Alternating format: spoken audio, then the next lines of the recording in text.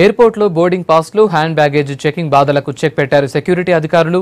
ఇక నుంచి వెయిట్ చేసే బాధ లేకుండా కొత్త చెకింగ్ సిస్టమ్ను అందుబాటులోకి తెచ్చారు. దీంతో శంషాబాద్ నుంచి వివిధ రాష్ట్రాలకు వెళ్లే ప్రయాణికులకు తిప్పలు తప్పుతాయంటున్నారు.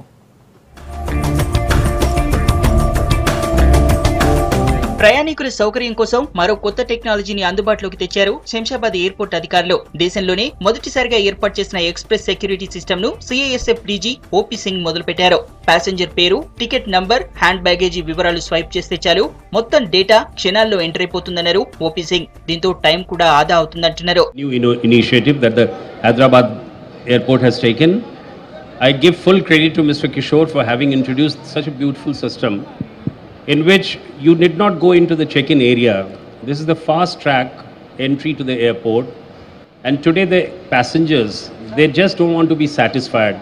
They want to be having a different experience, and this is a very innovative experience in which they feel very privileged that they need not go into the melee of the whole thing, and this will be a very, very fast entry to the airport. They'll go straight away to the SHA area and from there to the aircraft.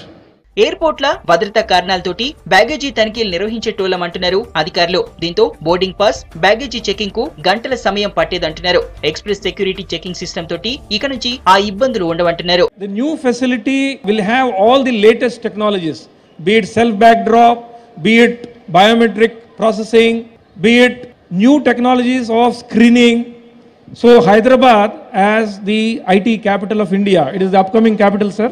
We compete with Bangalore on all the IT initiatives. So digital Telangana, digital Hyderabad. So Hyderabad airport will be embracing all the new technologies. Baggage checking కు 10 మిషన్లను అందుబాటులోకి తెచ్చామంటున్నారు ఆఫీసర్లు. 40% ప్రయాణికులకు ఈ సదుపాయం పనికొస్తదని, security పరంగా కూడా మంచి ఫలితాలు వస్తాయంటున్నారు.